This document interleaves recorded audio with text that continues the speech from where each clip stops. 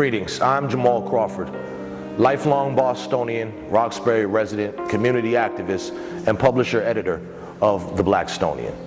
Today, I'd like to take this opportunity to speak with you about combating violence in Boston, talking about ways that we can work together to utilize effective strategies to have an impact on this issue that is of concern to so many people and has claimed so many lives unnecessarily of the youth in our city. So just to begin in dealing with combating violence in Boston, the problems with violence in Boston are multifold, and they're caused by a variety of factors. There are two major components of the issue, one being government and the second being community. So first, if we just speak a little bit about the government, oftentimes the government, or quote unquote the system, expects the community to solve its own problems. We've heard this, pull yourselves up by your bootstraps, and you people have to take care of your own issues. So they expect the community to solve its own problems, particularly around violence and crime, without acknowledging that many of the precipitating root causes of violence themselves were caused by the government. So the theme of taking responsibility has to be reciprocal. The government, in order to maintain law and order, wants to stop the violence, but fails to look at its own hand in causing the violence due to systemic failures and institutional racism and white supremacy. The government's responsibilities have been shirked in education, proper physical and mental health care, equal distribution of city services like clean streets and playgrounds, and maintaining fair and equal treatment by law enforcement, police, courts, prisons, etc. These failures create an environment which is a breeding ground for despair, hopelessness, poverty, and apathy, which have led to crime, gun violence, domestic violence, alcohol and drug abuse, low academic achievement, teen pregnancy, and more. The community wants to stop the violence as a simple matter of self-preservation and to stabilize the community and the family unit. The community must realize that we're being asked to do a job not only without the proper tools, but also beginning at the disadvantage of our history in this country, combined with the present-day threat of those individuals who have been put into place to block our forward progress.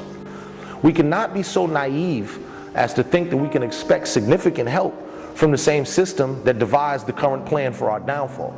The simple formula: keep us miseducated and undereducated in order to limit possibilities, keep us poor to limit opportunities, limit our resources to make us desperate, destabilize the neighborhood with drugs and guns, create divisions among factions, positively reinforce negative values through entertainment and popular culture, create prisons and institutions as human warehouses where inmates are stocked in a for-profit industry that makes tax dollars to house them and forces inmates to produce products for sale on the open market at high profits. So for our community, what are our responsibilities? Our responsibilities are to study, research, organize, take over existing organizations, join existing organizations. We have to demand accountability from the city, police, schools, community centers, clergy, churches, businesses. We have to train ourselves in how to conduct a proper search and properly handle a firearm in the event that you should find a firearm in your home, possibly there by a youth or family member or something else. We have to familiarize ourselves with the appearances and effects of various drugs. Once again, so that we can recognize this type of potential drug use in our children. Many people are unaware of the drugs that their children may be using. We have to familiarize ourselves with the appearances, what they actually look like, so we know it if we see it, and the effects that it may have on a person's physical, their eye, the smells, so on and so forth. We also must get involved in our children's school in a tangible way. It's not just enough that we may attend a meeting or two, or that we're concerned about our individual child's educational progress, but we really have to get involved at all levels of our children's schools. We have to identify outside resources, whether that's individuals, institutions, information, to then expand our children's environment. Also an issue that I hear a lot, people have expressed that there may be some sort of fear of their own children. I can't understand that or identify with it myself, but if you are scared of your child, you need to call someone who isn't.